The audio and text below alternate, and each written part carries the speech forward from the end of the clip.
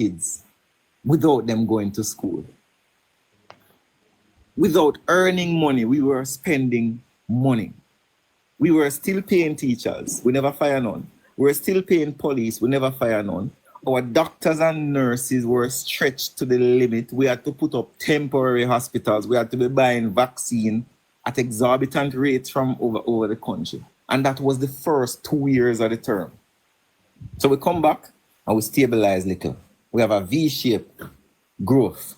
So we start 2023, 2024, we start bunks again. Immediately as the bouncing start nice, July 2024, burial. Hit us again. Country mash up. People in St. Elizabeth, Manchester, Westmoreland, sections of Portland, South Clarendon, lost everything. Government had to step in again. Growth fell again. All the farmers in South Manchester and South St. Elizabeth, which is the breadbasket of the country, was destroyed. So when we say the second term was stabilization, it means that we had some shocks that we had to stabilize. Now that we have stabilized and we have gotten things back on track, the people now need to benefit from the sacrifices that they have made over the last. I'm not rushing you, Minister, but I have two more questions quickly. One, go ahead. There is a view, and I think it is historically grounded in reality, that this government has outperformed any previous, both PNP and Labour. However, the best results that I see is a 6% lead for Blue Dot. Your own internal polls show 5%, and Don Anderson is showing that the PNP is ahead 5%. How do you explain that the best performing government in history lags behind in one poll and is barely edging ahead in two others, coming from a position where you had 76 points, about 78% of the country in the last election? Is this a decline in your support? And how do you explain that? But that's the nature of a second term government. It is very difficult, no matter how good you are as a second term government, to keep everybody all the time. But then the opposition has not really provided much in terms of alternatives. Quite frankly, apart from a propaganda line, nothing much has been offered. But how do you explain? What I'm explaining to you is that if you look around the world, it is actually commendable for the Jamaica Labour Party that we're still competitive in the market. Despite your performance? No, it's not just about performance. It's also about public perception and public relations. Remember, you have been in power for 9 years. You have done amazing things. The people are saying to themselves, like Angelina, I do good, but I wonder if the man next door, look at it.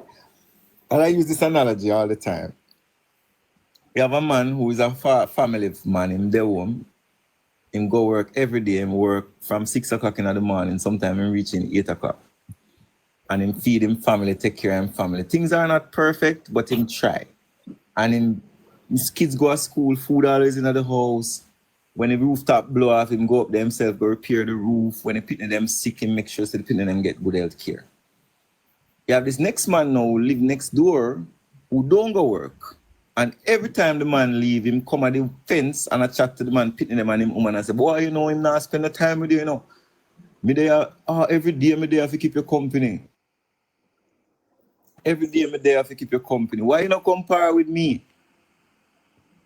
That is what is happening, You have some idlers who have never achieved anything, who are trying to woo the Jamaican people to say that the good stewardship of the Jamaica Labour Party that has kept us stable is not good enough because we are work too hard and we not spend enough time a yard to hug up and kiss up. So you need to come spar with we because we have one heap of hug up and kiss up for you. Not realizing that is the same hug up and kiss up argument that don't have no substance that caused us to be where we are. Remember, we had Joshua time, we had Black Man time, we had human time. When in the PNP history have they ever said this Jamaica time? That's what you're saying now, sir? I am saying to you, the Jamaica Labour Party government has always put Jamaica first. We have always done the right thing to make our country better. And there are times when we have had to make decisions that are unpopular, but ultimately they have manifested themselves as being to the benefit of the country. The problem you have with the PNP now is that the PNP believe in expedient government. They believe in the easy way out. Yes. They don't want to make any sacrifice that comes at a political cost for the long-term benefit of the country. Yes, Minister. How do you respond to time come? Time come for what, though? Well, that is the mantra of the opposition. But What if you're gonna say time come, the next question is time come for what? And time come must be a reflection of the legacy and history that you have, because your platform has to reflect what you have done and the rich quality history and stewardship you have manifested in this country. And I will say to you, based on their history and based on their actions over the decades, remember, we grew up under PNP. I was born in 81, and in 1989, when I come of age in a primary school, a Michael Manley that I come meet, and then you're a young man, sir. Exactly. So me know what PNP is about. I remember when my father was a taxi driver, and my father used to come home at night time and he used to moan, say, boy, such and such man a Maypen losing business, him now go foreign again. Because my father used to run taxi and carry people go to the airport. And it's like every week him come with a next story about somebody else whose business mash up under FinSac. And worse, the PNP, worse, my father used to do charter taxi, hackney carriage. That business mash up because the PNP liberalized the importation of cars. So the place now flood with some whole heap of deportee cars. So enough man who used to make a living and could have built a house out of taxi business couldn't do it again. Then them liberalized the foreign exchange rate. When the dollar start run up and down, people used to walk around with briefcase and buy dollars on the roadside. That's not a legacy of. Is that the time come for? The time come for go back there, so? So I want them to articulate time come for what? And they have yet to tell the country time come for what? Time come for attack the DPP? Time come for them friend and Tapanaris take over the country again? That is what time come for? Somebody need to explain to me what that means, because I don't understand it. All right, Minister, there's Chuck and HR and Foresight online. It was nice talking to you, sir. You must come again. Thank you very much, my friend. I appreciate the time. Great. Big up yourself, Nesta. Respect, General, respect. But you see, neighbor, this, as I said, these are the kind of discussion where the PNP will always run from. Excellent come up here and tell you it's a $21 billion overrun at Cornwall. When you Google and tell him say it's only $6 billion, he couldn't defend that argument. So eventually he started get disrespectful. That is the whole mark of PNP. The moment you give them facts, they will always become disrespectful.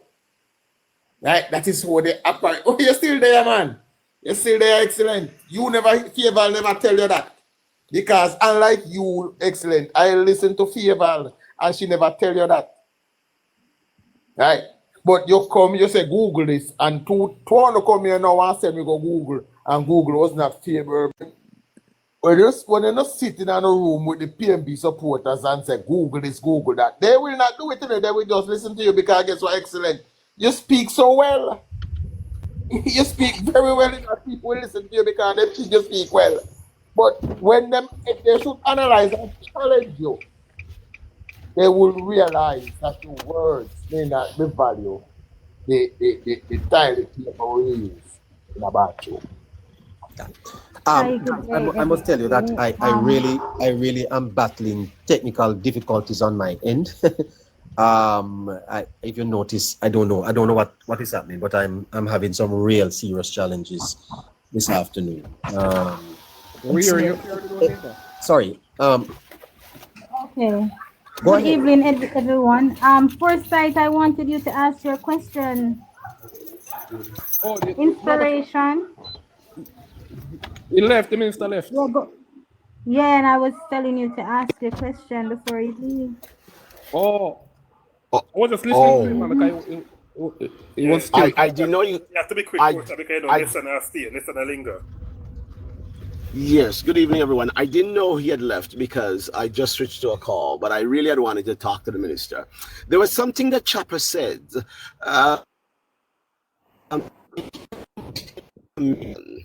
which was very, very eye-opening. And what I'd also want to find out, if Chopper is so armed with information, and this is where we are now, where people have to be brought into a space such as this, or otherwise, where we can ABC them. We can't use elaborate words. We've got to go basic. Use language that the people understand and bring the information. How do you get information to them? Just as detailed as Chopper said it with the Cornwall Regional. I'll tell you this. By the way, It would I do think a he should be mountain of good. commended. Hold on. I think Chopper should be commended for Yes, that, yes. for that discussion and for bringing the Yes. facts, eh? Yeah. Yes, very That's so fantastic. clear, because I'm here overseas, and I'm hearing all kinds of numbers being thrown about. And what that guy that you guys got off the live, he came with an agenda, and he came not to listen, but to spew venom over the entire discussion, and it wouldn't get anywhere. It is said that a man, you try to convince a man against his will, is of the same opinion still. You can't teach him. Okay? So here it is. When you take your car, as the minister says, and this is how I understand it, into any kind of a garage for fixing whatever. Now, the mechanic, you might hear a banging sound. The mechanic identify where the bang is coming from, but to get to it, there are other factors, and he realizes that there are other problems. What does the mechanic do? Does he go ahead and fix the banging sound and send you on your merry way, or he brings it to your attention and says, as a customer, this is what I've seen, and this is what we're looking at, so we need further investigation, and so your car might be my watch in the garage for a little time longer, because what we found is more than what we thought were there. And this is very simple equation. So when this guy is speaking and spewing venom, it tells you that they weren't prepared to listen or to have a very rational discussion, but to spew venom. And as the minister says, other people on the live, I think it was over 300 people listening what's going on, say, hey, there you go. It brings about misery and confusion. And those who should hear what's happening can't hear. We have a problem. We have a problem, sir. And we have to recognize that people have an agenda. Yes? And program like this is a space where a lot of people will come with an agenda. But as I said, the important thing today is that more and more people are doing their research, are doing their fact checking, and it is making the opposition look quite, without integrity. Silly. Yeah. Silly. Looks very silly. Yes. And I would say, to further continue with the polls that you've engaged the minister about, I mean, the minister is taking solace, and it's kind of sad. To me, it's a downer just to take solace in the fact that we are competitive in the poll. Given a track record that no other government has reached this level ever in the history of the country, it should never be even a close call. It shouldn't be. But unfortunately, that is the reality. And as he said, what people are seeing is not the 10,000 roads that are being fixed, but it's the one in my community that haven't been fixed for the we last have to 5 do better, years. sir. We have to do better in how we engage our people. And you know, I don't feel. I think leadership is also about how you get people to follow you. So for example, at the beginning of your term, you should be able to sit your people down and say, here is where I want to take you. Here is where we are now. And here is where I want to take you. It is the aspirational duty of leaders to do that. And each step of the process, as you peel away one egg, as you climb one step, you explain it to the people. See, when we want to take you there, here is where we are. We need to do A, B, and C to get to that point. So some people need to be, you have to hold some people's hand, you know, sir. You know, in the role of a shepherd, sometimes they break the feet of the sheep, you know, sir. So that's some right. of them, to make sure that they stay in the company. You have to keep the people in line with the vision. You know, neighbor, I looked at the propaganda machine that the opposition has been spreading. And there was at one point earlier on, I think in the year, they kind of tout the line that we're in a recession. Watch this. Look at what does not make sense, because by no means was the country in any recession. But we came through COVID, as the minister says, without losing anybody or any job. People don't have to go home. And so they kept the economy together, while the opposition, if you remember, thought that they should take the money that they bill in the reserve and spend it loosely and take the rent money to party. But anyways, we didn't do that. But we look again, shortly out of the recession, what happened? A terrible storm by Beryl came, 1, 2. When we cannot get our produce to market or for export, it will send a shockwave through our economy, and they have recovered nicely. So a contraction of the economy, it's not far-fetched. It was something that was inevitable given the shocks that we took over those You know, one periods. thing I'm hoping that I will live to see in my lifetime, and I hope that if the party wins a third term, that it begins a revolution in education in Jamaica. We have to change the way we think, sir, and we have to be more. We have to develop our people to be greater, you know, to analyze issues and to think critically. Too many of our people are too simple-minded, sir, and follow nonsense. The box is full, though, inspiration, and we have to give some other people a chance. Okay, I appreciate it. Thanks. Yes. Yes.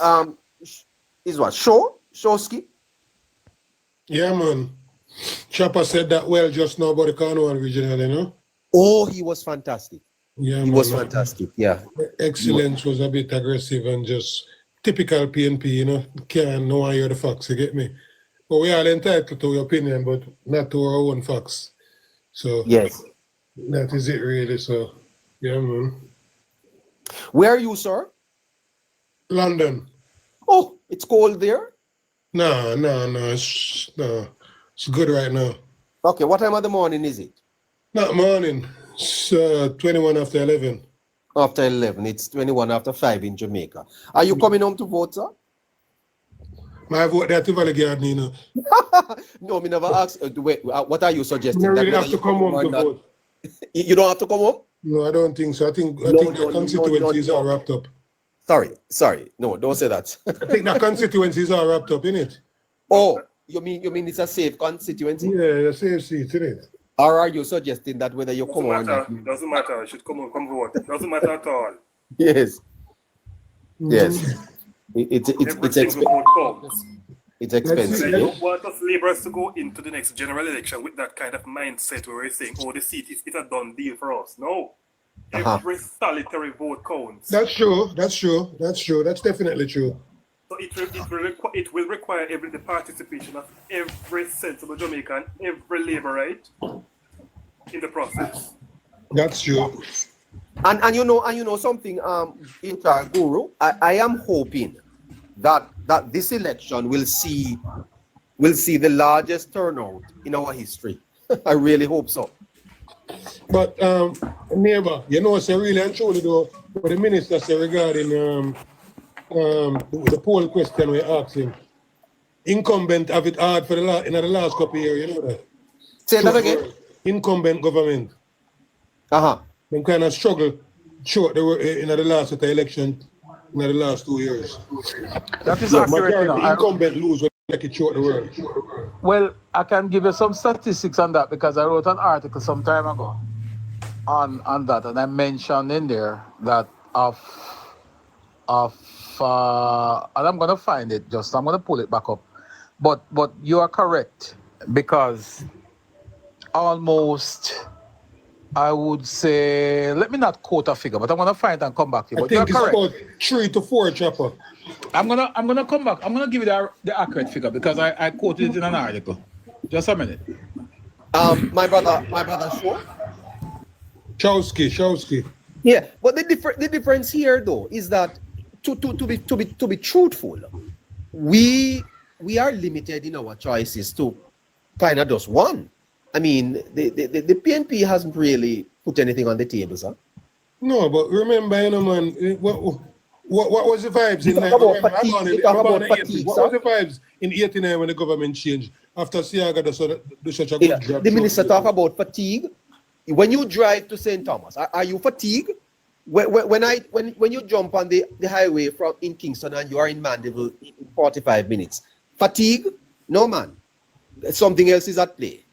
No, but I never said that, you know, but at the end of the day, I'm saying to you before, it's not the first Labour Party government done well in the 2 terms. You know, 89 was significantly different, you know, sir. Yeah, that's what explained that to me. You had the Manley factor, and somehow Jamaicans were so in love that when Manley hugged them, I tell you the truth.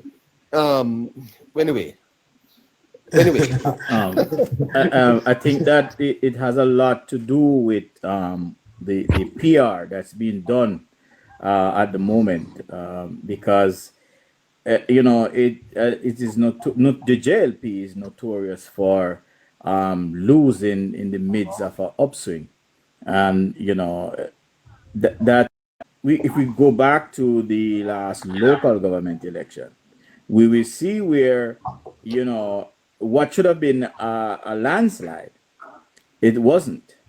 And that's because the PR that's being done.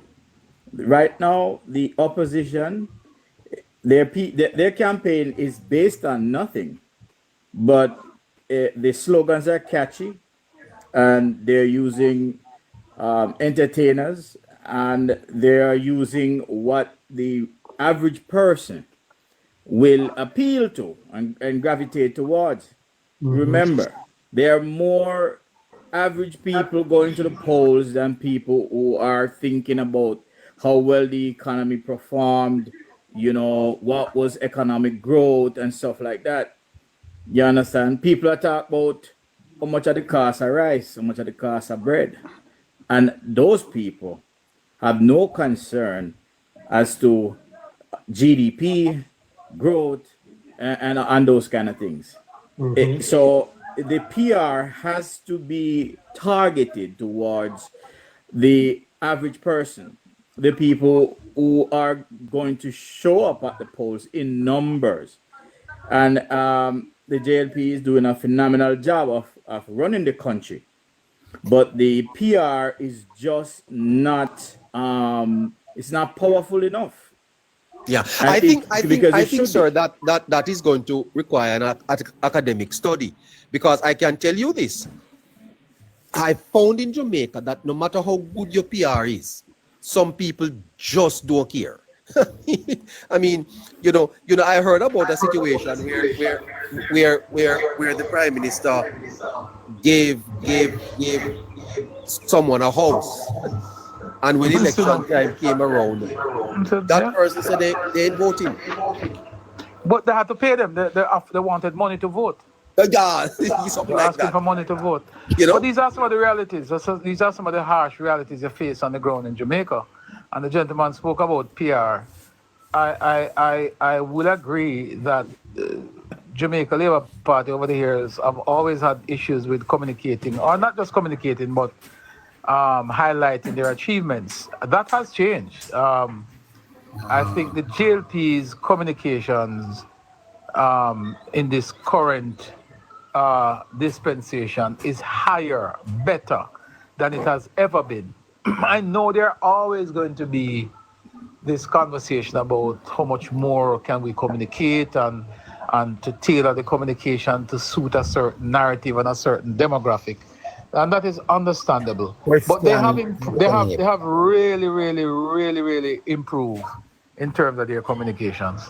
Question, Mr. Neighbor.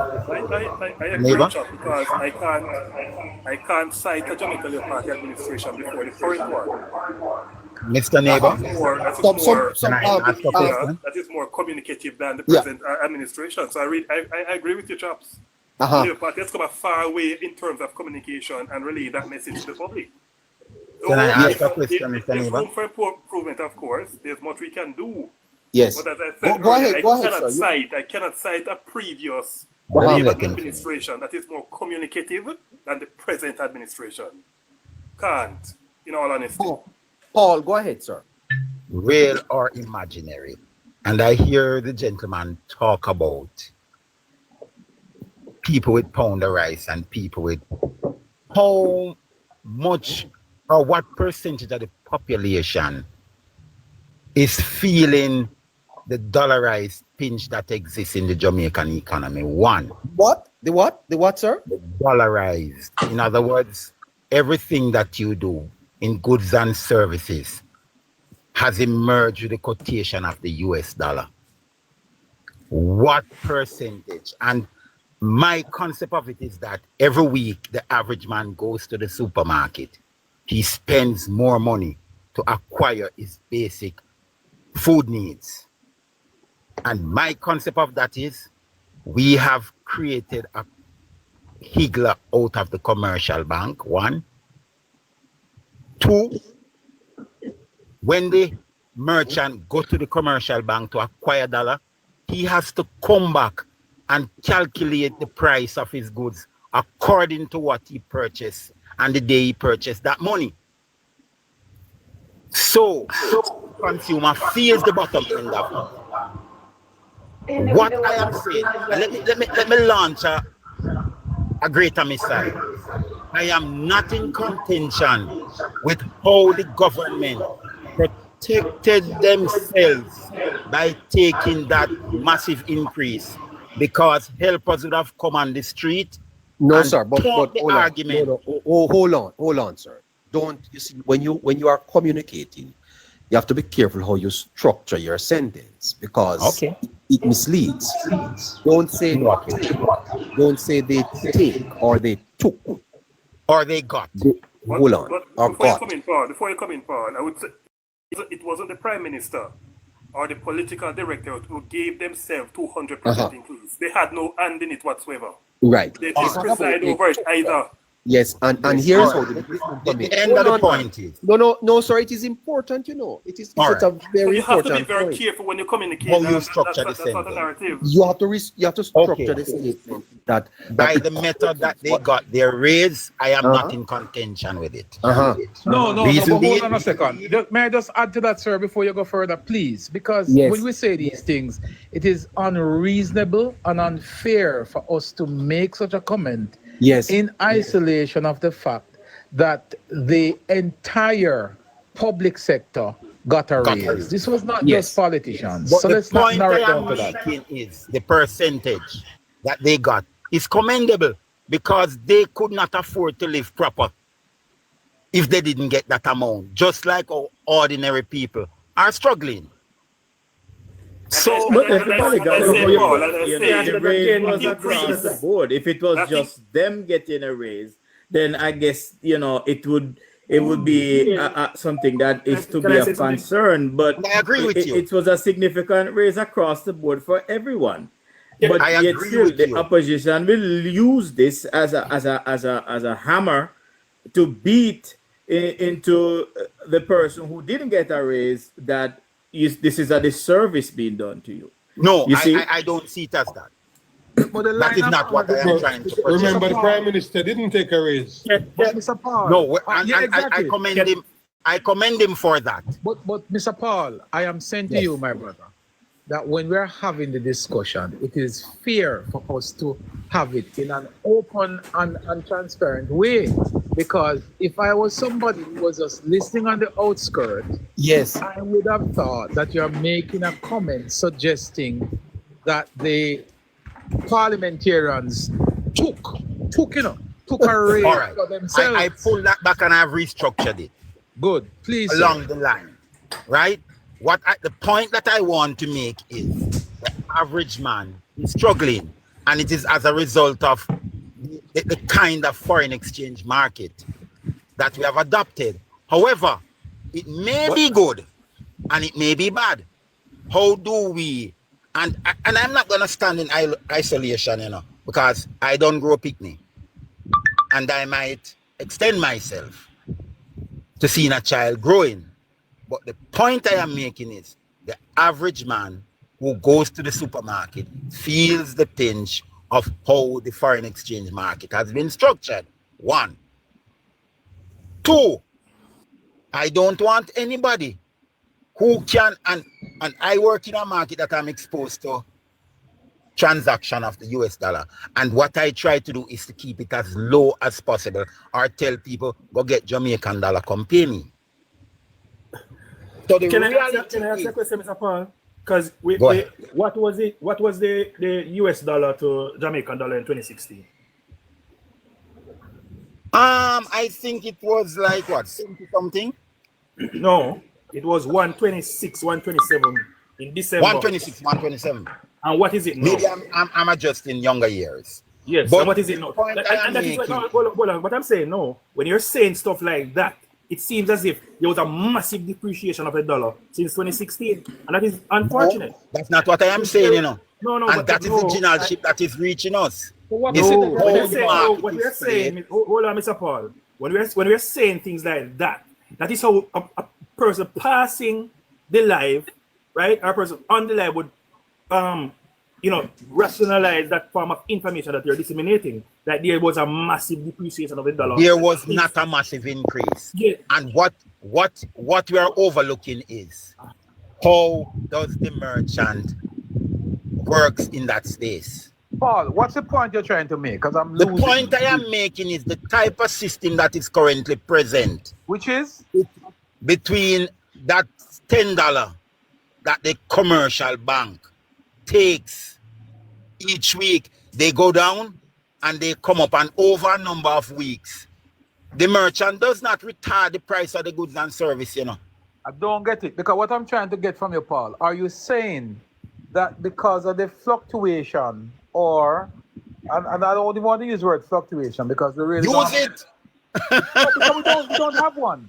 We don't have one. We have a exchange rate and an inflation rate that pedals between 4 and 6%, and our US dollar has not moved significantly over the last 5, 6, 7, 8 years. But they're making mega millions off the trade with that alone, and we pay for it as consumers. How are they explain to me, how are they doing that? Tell me. Listen again. Yes. Because you were listening to the structure of how I put the thing, you missed the point that I made. Well, go ahead. When the merchant go to the market, yes, and buy the money, if they buy for 151 today, they calculate the end product of the service that I get from them. If they buy for 155 Wednesday, they calculate the raise. But the consumer does not benefit from that. Brother, that has been a perennial problem in Jamaica over the years. And let me tell you why. How do we fix that so that the consumer is not crushed? To you, unless you want to go back to price control. But here's what happens in a free market. In a free market, you go out and you purchase your goods at $10. Yeah? The US dollar, the Jamaica dollar appreciates. So when you buy $1 US for 55 and you purchase the goods for that 55 US dollars. Next week, the US dollars go down to 51. But you are not going to reduce your goods to us. You remember a year and a half ago when we had an increase in the US, when we had some movement of oil in the region, and it affected well, actually it was when the war started in Ukraine. Ukraine being one of the hubs for the distribution of grains. And so grains are used in poultry feed and all that good stuff, right? So it affected the cost of poultry. Chicken meat went up, and it went up by about, I would want to say about, let's say $2. Yeah? But then when we found an alternative source of grain and we stabilized the import of grains back down to the level required. Did the price of chicken meat go down? No. But the price of chicken meat did not go down in the same percentage as was the increase. And so, that is how it has been since I am a boy. It has never changed. Hold on. Could I say something to Paul? Paul, the selling and buying of currency, trading in currency, is not a fixed thing. Those figures change every second. So I know. What you're saying, that threshold has to be there, because that is what accommodate the fluctuation with the up and down movement of the actual sale of currency. You understand? But it does not reflect in the commodity itself on the shelf. You understand? So what you're saying, it's actually absorbed within the transaction. When we give somebody $20,000 for minimum wage, and that is wiped out within 3 months, and they spend another 6 months struggling. That is not true, sir. Please don't do Oh, come on. You see, that is not true, sir. That is not true. What Paul talk about? What you talk about, Paul, man? Come on, man. That is not true. Paul,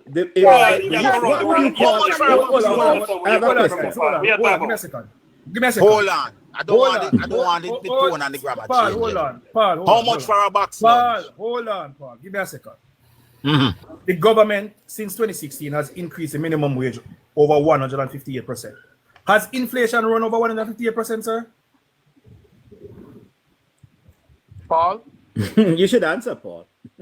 Paul? In mute. I know Paul was mute. Answer the question, Paul. You see, that's the problem we're having now. I think Paul has left. Hold on. His mic is mute, so I sent him a request. No, man. Why I don't run so it you should up. answer the question.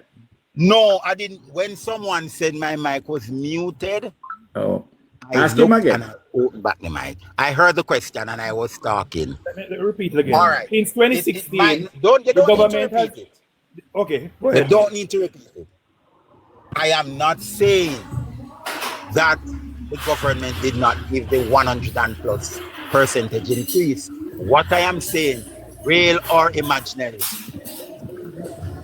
where I sit, somebody I see people struggling. Casey, mute, yeah. Go ahead, Paul. I see people struggling because my microphone. I'm into my microphone. I don't know what is happening. Go ahead, Paul. I see people struggling with that $20,000. I see people when you pay $400 a day for transportation, right? Paul, hold on, listen to me. And you buy a meal. Can I go ahead? Yes. And you buy a meal each day for $15. I'm going to put it less than that, for $1,300 in a particular fast food place. You look at that amount and you do the math. My head might not be quick to do the figures, but I know people who are struggling with minimum wage. And that is 1 meal them buy when them go out. What's the solution? Which country do you live in? Which country? What's the solution to that, Paul? Yeah, which country do Let you me live ask in? him another question first, guys. No, because Paul, when you're doing the figures, I've had my mic mute for a long time, you know. I want to know what country he's living in. and the I live minimum in wage Kingston, there, Jamaica. and each person. He lives in Okay, Kingston, so Jamaica. where in the world can people live comfortable off minimum wage? And which country Look don't here. have a minimum When my wage in sister place? brags, I was not well, and my sister did a support network to me, and when I told her that minimum wage was 20,000, she said, "Ha ha! I get 4 times that for minimum wage." Which country is she living in, sir? Where? Paul, Where? Which She lives in the country? US. And you're She lives expecting in the Jamaica US. to pay come the on. same wage Okay. as you? No, I Paul, didn't bring the. Hold there's on, I something didn't you're, bring Paul, the you you're just need country. to missing. come down. Hold on, Honestly. man. I wasn't the one that make reference to another country, you know, because I love to talk about the real or imaginary in my country. Paul, Do you know? Paul, No, Paul, no, I no, want to no, ask you this. Let me don't ask take him him a down. question. Don't take him down yet. No, man, don't take let him me down. ask him a question. Paul, Don't take him you down know any other country in the world or any other government in the world in recent times that has increased minimum wage over 150%? The fact about You know that what to do that means? 150%, Without let's be raising, real, hold on, folks, without brothers and raising sisters. taxes on the rest of the population.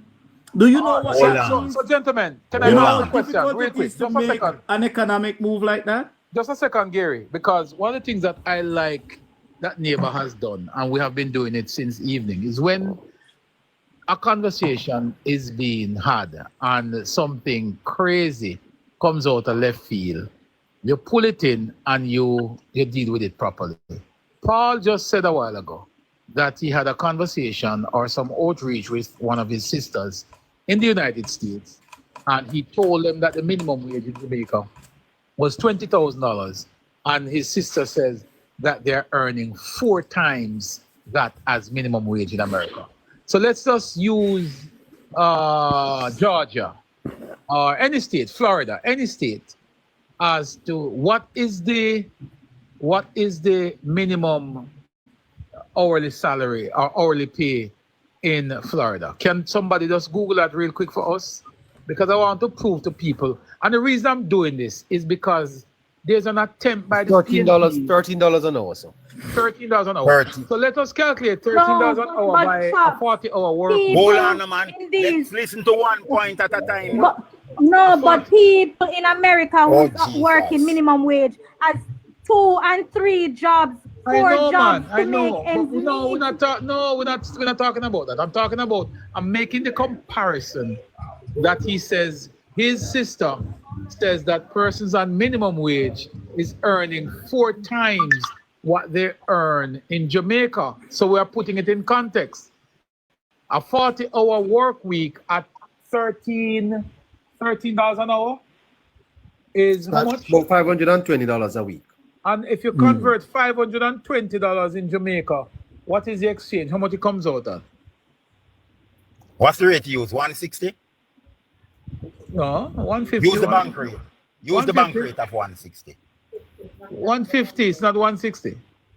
The credit card rate is 160, neighbor. Sir, I am not talking about a credit card. I'm talking about the bank exchange rate is 150. It fluctuates between 165 150. I don't know where you get 160 from. So It's all right. 500 and so that is about 78,000. Well, let's call it 80,000.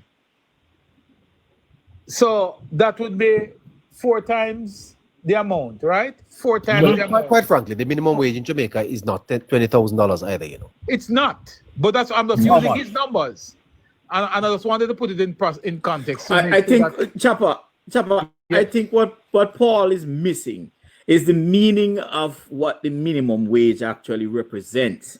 and the intent. And you know, a lot of people are That we are don't stuck pay in that. people.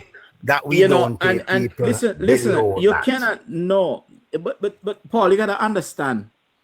Jamaica has one of the highest minimum wage in the region. Yes. And And people don't even I am realize not that. And you gainsaying know what that, you that know. means for an economy? Do you know what that means for an economy?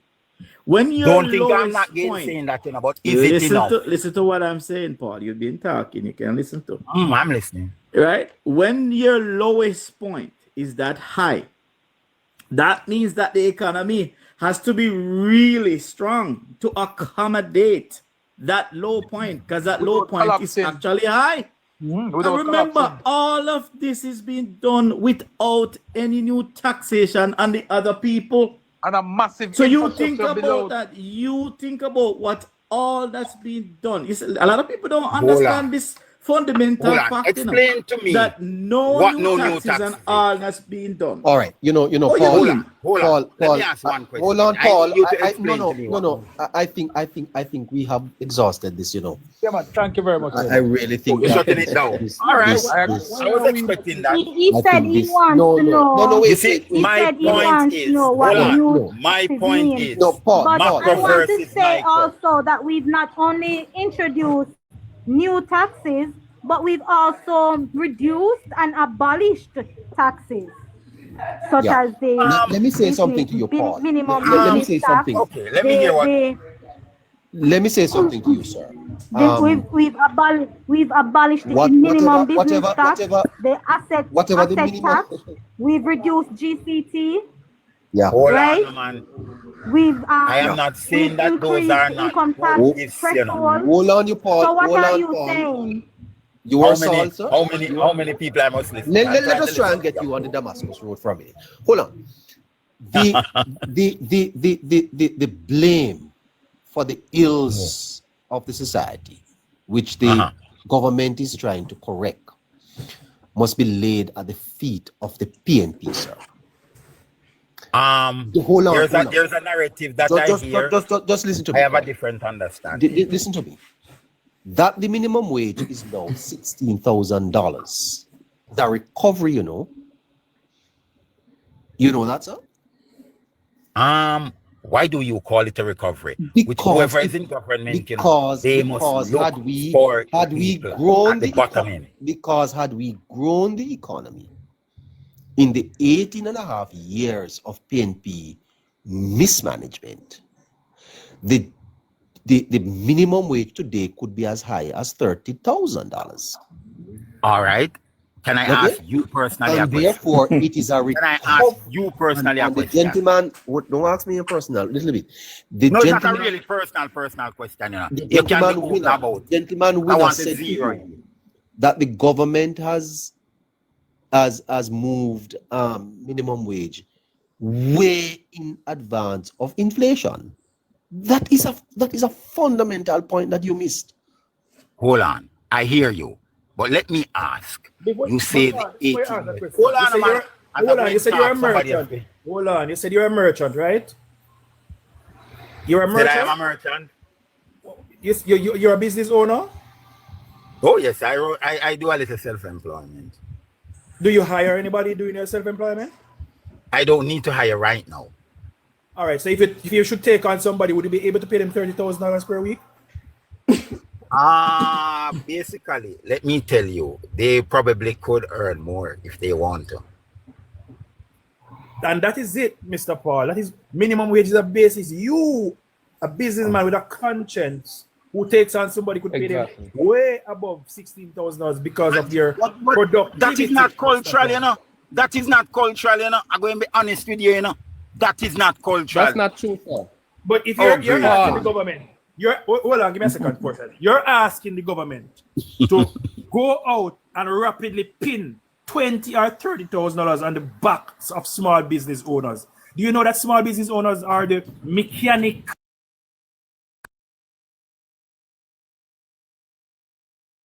Well, if you should go in with $30,000 and $20,000 per week, and you start to remove sparks plug, you start to remove air filter, you start to remove pistons, and you start to remove tires and rims of the engine of our economy, bro.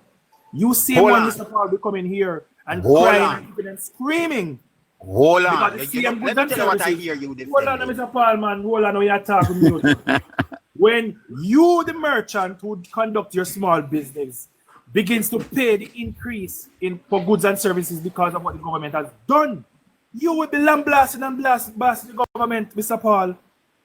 You can't just radically get up one day and decide without consultation with the business committee, listen, okay, we are going to increase the minimum But this wage. is more than half an hour. It is an inflationary exercise. Hold on, Mr. Paul, Mr. I think you You should don't do think some it's a good, research and come back. discussion we're having here? Yeah, I think it's a good discussion, Let me but tell you we something. can I have sat our down and life. I listened to the minister. Hold on. Let me make a point. I sat down and I listened to Minister Morgan. And let me tell you something, folks. My understanding was enlightened. One. But I have beef with him because the same thing him talk about, my mother says out of many one people, but he gives me confusion with his argument. Leave that on the shelf for another time. You're confused, Paul. You're confused differently. With what? No, I am not confused. Because you cannot hold the minister responsible for your You're confused differently. Over there. You're confused Why differently, the Paul. rudeness? Can somebody stop that young lady from talking? Because I hear on the Can I ask a question? Can I ask Paul a question before he departs? Hold on, no. Can I ask I'm a not going question? to let you ask me until Mr. Man, they shut up that young lady. Why? She needs to What stop you the do? low blow. What do you mean shut up the I'm lady? not going to Get the away. low Are you blow. get shut up? She has I got oh, your nuts or somebody. I do Don't shut up understand me. where I am there. no. I do understand. Paul, chop, give me a second. Paul? I'm not going any further. I know where I'm at. Goodbye then, Paul. Have a nice day. Thank you for coming. Thank you very much. No problem. All right. Neighbor, I would like to touch back on the Cornwall regional hospital, Philippians, you can situation. Are you putting him up in a Philippians? Are you putting him up? Spicy body, no? Philippians, my darling. Yes. Yes. I would like to touch back. I like to touch back on the Cornwall Region Hospital thing I was listening to, and it's astonishing to me how people can be misguided, by their own lack of information or this lack of Take courage, so my simple. brother. Take courage, because I am sure that in terms of the correct information, Chopper dealt with that brilliantly, and the minister also came on and provided. Yes, but that's why I was touching back. Let me tell you something, because they say wherever there's a crisis, there always is an opportunity. The cup is either half full or half empty, and I like that we have been able to debunk some of the nonsense, and more of it is going to happen. You understand me? I bet you no more PNP is going to be coming up here soon. No, because I've heard them say so many things about that whole thing when it comes to the Cornwall Regional Hospital. It's crazy. Yeah. But neighbor, you realize they don't like women. You hear how he disrespect Philippian. They don't like women, Nothing about women concerning them. Oh. What you doing, gatekeeper? Me want to see you, me tell you to call me, you not call me. You don't send me the number? Oh, you mean say you not see me number, then me never call you upon your number, you call me, I go and come here, in something. Oh, please. Gary was asking, Gary was about to... Yeah, no, you know what, Chopper? Because when the story first came out about the repairs that began at the hospital, right? And I was following it up. And then more information comes to light. Gatekeeper. Yeah? You do me that, man. You make a little visit over there, yeah, come up to contact. No, when this something me ask you to do for me. Remember, that we are talking about. Boy, murder. That thing there, Yeah, but he was that good boy. So, don't do that. Don't do that. Call me tomorrow about that thing, because you're ready, You ready? Okay. Mm-hmm. All right. Respect. All right. Respect, man. Sure. Good. All right. We're going to call gatekeeper. Yeah. All right. Remember. Listen. All right. We talk. Me send you a message. Send me the message. I'll me get in touch with you. No problem. All right. Respect. Lovely. Yeah, man. So following the story, right? Sorry. Before you go, the numbers. Before you go in, chops. Yeah, man, I'm here. I'd love, you see, if maybe you could lead an initiative to support some of our bloggers with at least one person that fact checks when people come on. You know, it would make life very interesting in Jamaica. You know the thing is, neighbor, I tried on several occasions to get a lot of the persons who has a platform to take that approach. I recognize that is really the antidote to the propaganda machine of the PNP. Entertain them, but simply Fact ask checking, them. yes. That's all you have to do is Yes. fact check. But there are some of But us when you who- fact check them, Chopper, they get violent. Remember that. Exactly. But the thing is, you have to remember now, that when you do the fact checking, it's not just the PNP who is coming with the propaganda that you're appealing to. There are those persons who are listening to us.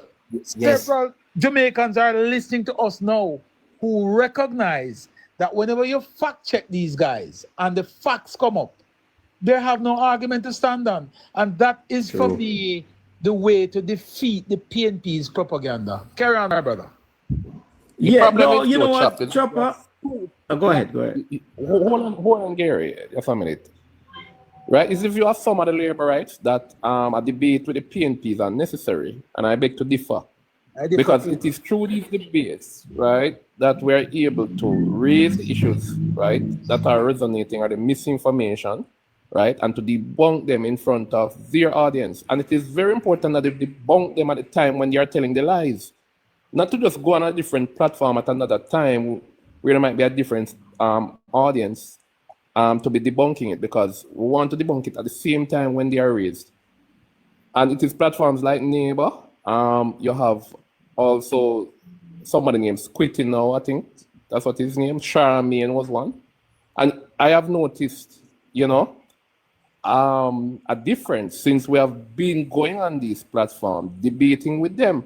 And I don't know why I have some labor rights who are against the debates, because even at the party level, we're going to be having national debates, right? And we see what the favored budget debate did the other day. So I think we achieve a lot from these debates, and I think we should continue.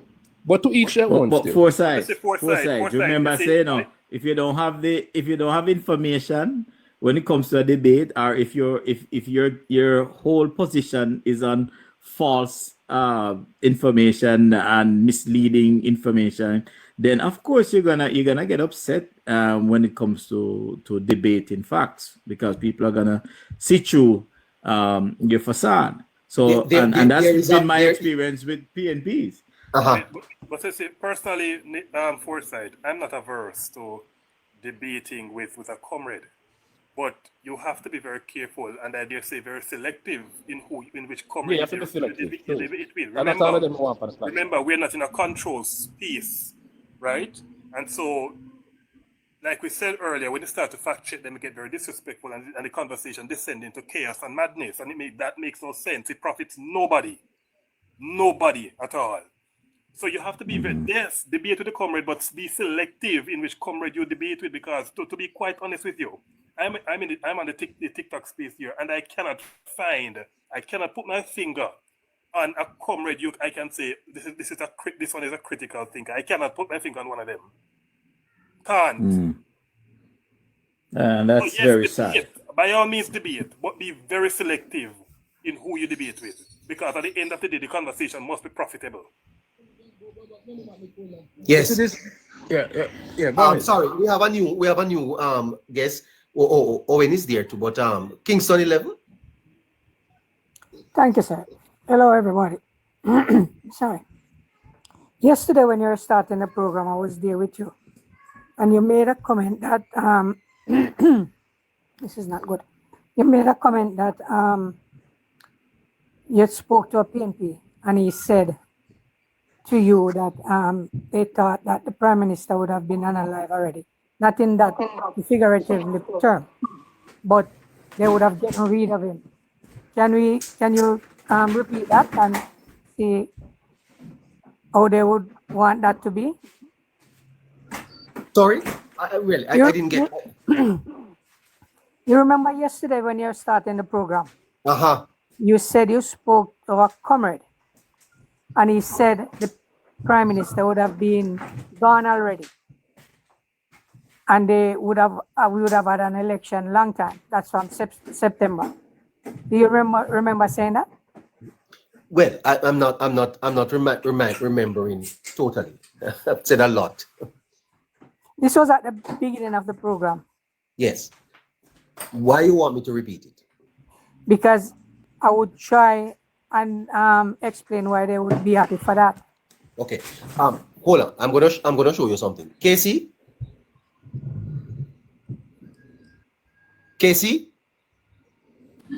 Hello. Casey, you in a conversation that we had spoke about the music that come too loud, you know. Oh, yeah, he's probably at. Yeah, I'm here, no neighbor. I'm here. Okay, you remember we talking about the strategy to bury the prime minister? Yes. Figuratively speaking. Yes. Yes. And that his funeral was planned, but he survived? Yes. Yes. Would you want to explain that to Kingston 11? Yeah. My theory is, what I understand is, after an election defeat, a crushing election defeat, the PNP would have had meetings and do post-mortem as to what caused them to last so bad. And no doubt the popularity of the Prime Minister, because of his likeness, his work, and the trust the electorate have for him, would have been on the front burner. And that it's no coincidence that they would come at him sometime in this tenure, in between 2020 and 2025 election. Because in order to win the election, no doubt about it, the PNP would have to come with a strategy to get his popularity down. And by any means necessary, they would have done that. So when we say bury him, we don't mean literally bury, but it's obvious. It's no coincidence that this IC thing and a lot of things that have been said were planned by people who are in various civil groups, because that's what the opposition party do. They put people in various civil groups to do their bidding. So when you see somebody try to investigate somebody and brings in a forensic team from overseas to pay 20 million of our taxpayer money, and that team did what they had to do and then basically clear the prime minister by saying that they don't see anything untoward, and they still won't approve his statutory declaration, you know that they are definitely conspiring against the prime minister. So Laborites, when you see PNP rushing the prime minister and on their platform, it is something they have to do. A lot of them are uncomfortable doing it, but it's the job they have to do in order for their party to stand a chance. For instance, we like to say Damon Crawford this and Damon Crawford that. He likes to talk. He's an orator. Get that. But take a deep look at Damon Crawford now. When he's speaking, when he's on platform, when he's in press conferences, and you see the guilt, you see that that man is uncomfortable where he is and what he's doing. He knows his stocks are getting low because people are now just seeing him as an entertainer instead of a visionary. You're right about that. You're absolutely right about that. Because I personally don't see Damien Crawford the same when he just came on the political scene. You know, not just the neutral, not just the Labourite. Yeah, I thought he was better than what he is now. But also Casey, the PNP. have you ever seen Damien Crawford question the Prime Minister or call him a criminal like the rest of the PNP? Well, he doesn't have to say a criminal. I hear him say that in his own language a whole lot of time. Yeah. Okay. Yes. But you know that. But listen, every time. What is so because this is so he obvious. is given a job. Okay, see, it is so obvious that the IC Commission is working on behalf of the opposition. I mean, certain things are so clear. You don't have to be a scholar or some intellectual guru to figure out how they're doing things is totally biased.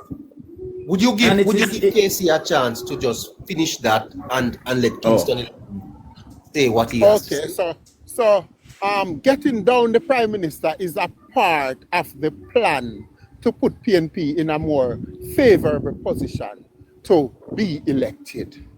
So it's business as usual for them, and they're going to try it as long as they're trying to get into office, because they would have done their polls and everything, and they would have known they cannot get government against the present Andrew Holness.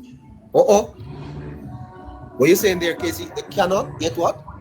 Yeah, they cannot beat this Andrew Holness in an election. Yes.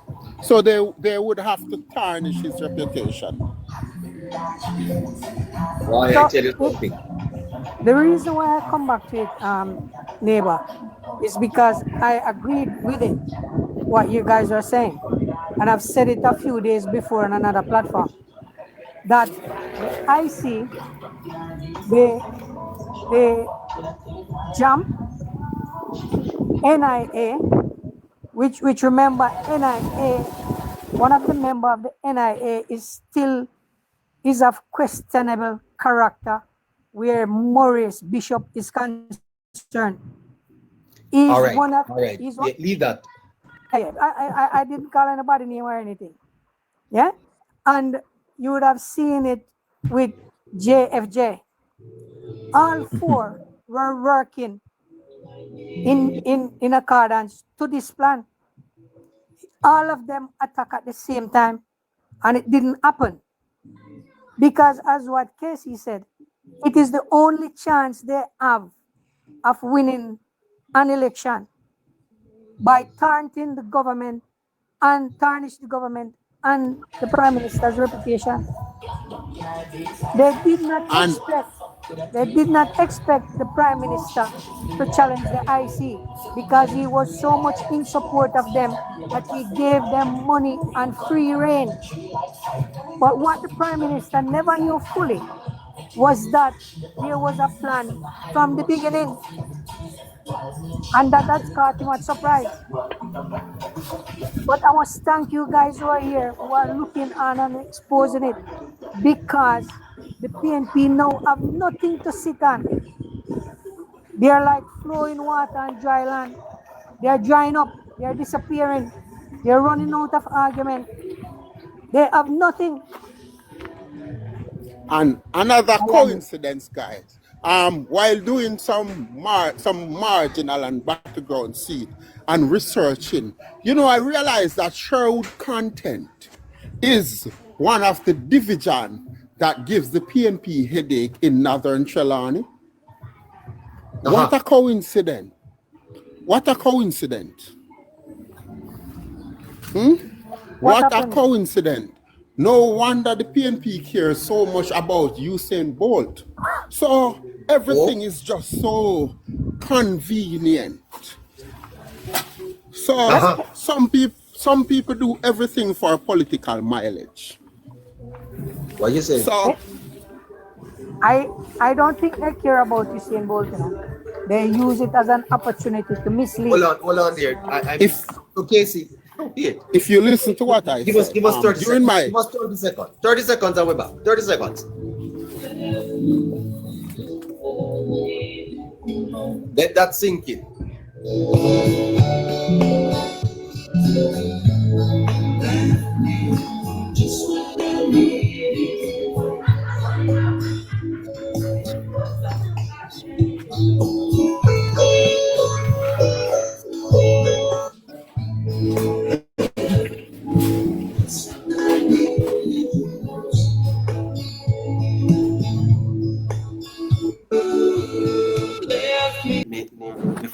Chair. Listeners, stay with us until 7 o'clock. Tell us what connection you're making there again, Casey.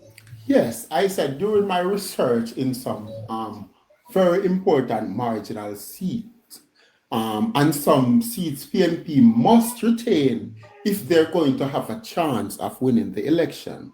I realized that Sherwood content is one of the division that is giving the PNP headache in North Trelawney.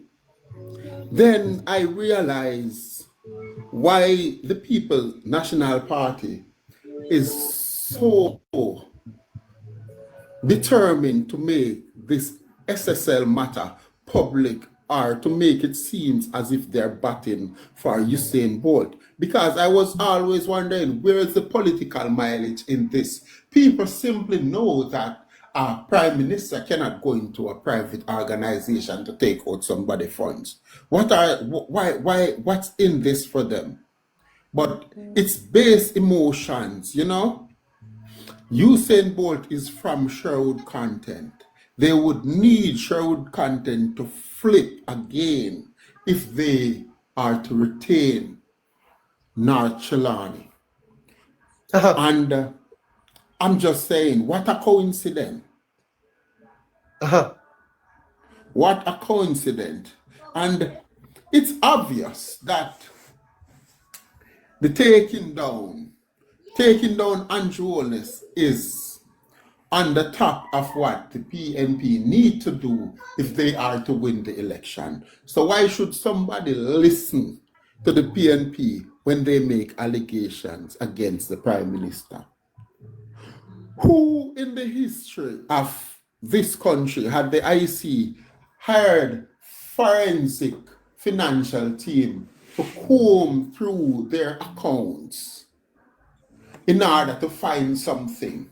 Because they obviously hired them to look for something. They hired professional and cost us north of 20 million Jamaican dollar. And they said they were nothing untoward. Can I say something?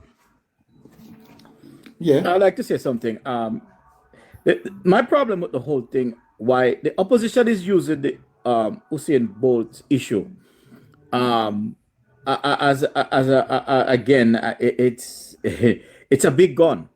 You understand? But why shouldn't they use it?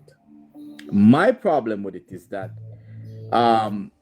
Andrew administration is not beating SSL enough. Why is it that the JLP is so silent about SSL? SSL is a private entity, but they're not coming out and beating them public. Gary, I thought you were going to say something about the point I'm making so I can get to finish. It seems you have another issue and you will get your time to make that issue. Okay. At the moment. And SSL, the government have done what they can, and the SSL matter is where it's supposed to be. These matters are not dealt with overnight. Look at the long history of financial matters. But anyway, I'm just trying to make a point. Why is this? I'm just trying to show the people why is this a matter on the political stage. What PNP is trying to gain. Can I help you there? Winner. Yeah, I want to help you there. So after they have gone through this $30 million report that they have got a forensic auditor. Remember, forensic auditors don't play, and that person is supposed to be able to trace every single cent. They found nothing, right? They sent the report to Parliament without an executive summary. They sent the report to Parliament without the report from the forensic auditor. And to make matters worse, they sent a document to Parliament illegally because the own Integrity Commission access until a report or an investigation is complete and then a table it in Parliament. The report is final. That's the end of the investigation. They went on to ask Parliament to do something that is outside the mandate of Parliament, which is to refer the document to FID and TAG.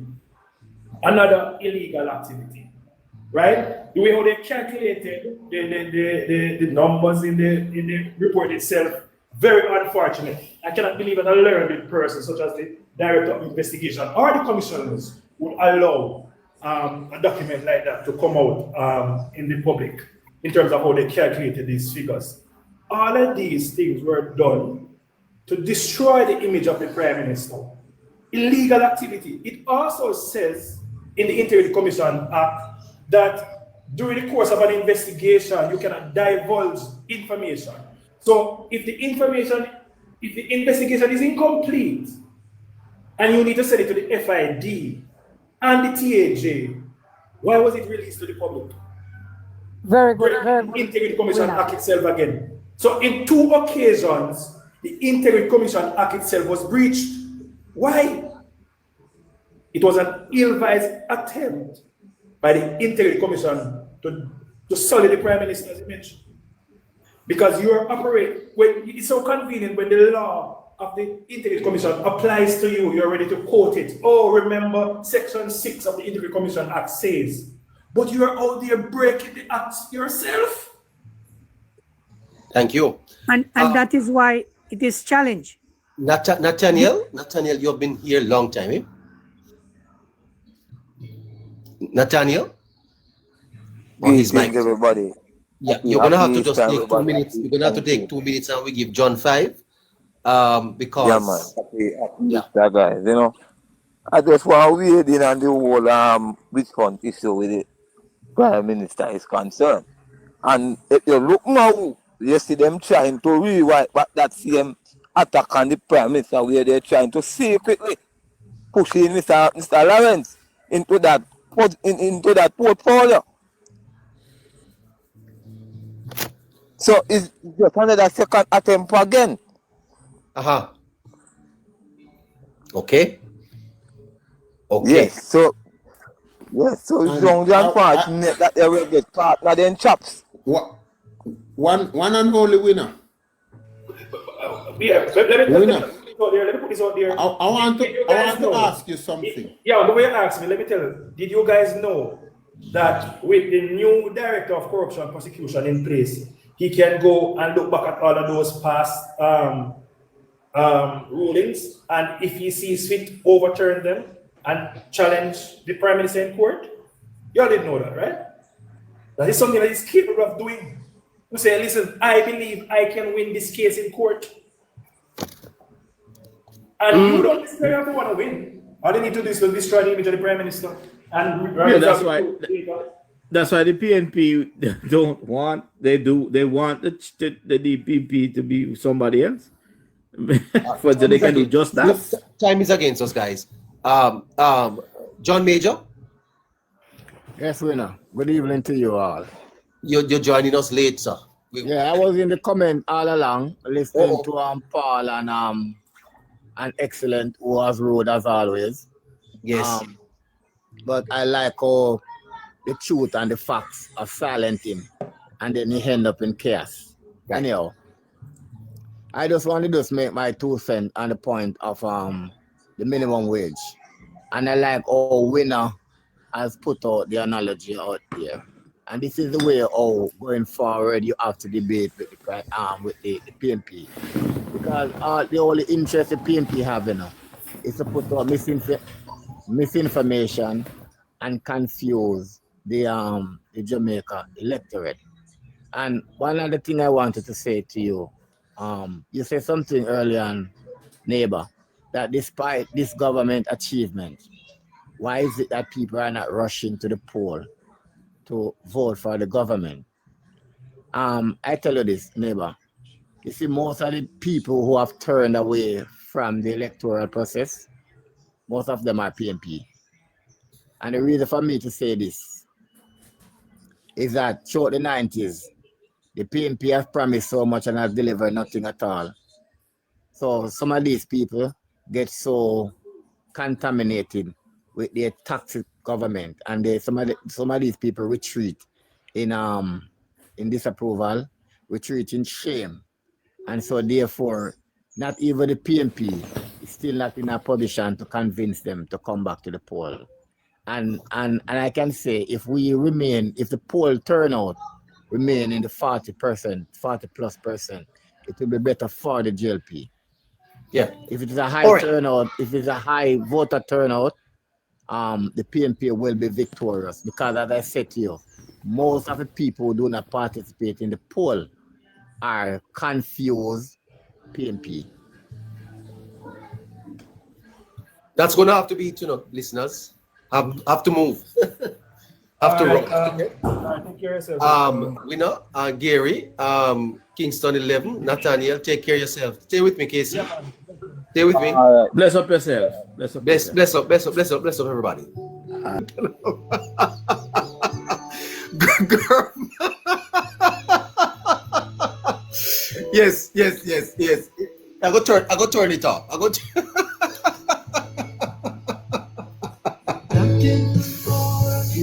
Oh, my friend, this is a prosperity up, eh?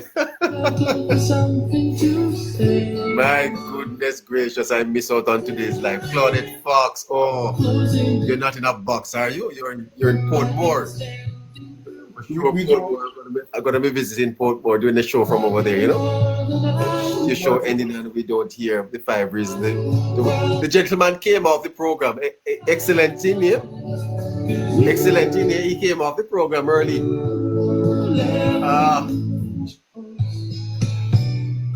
Has anybody ever left you when you needed them most? Has that ever happened to you? Boy, I tell you. Just when I needed you most. Sometimes I think single life is the best life, Single. Yeah, be single. Just when I need.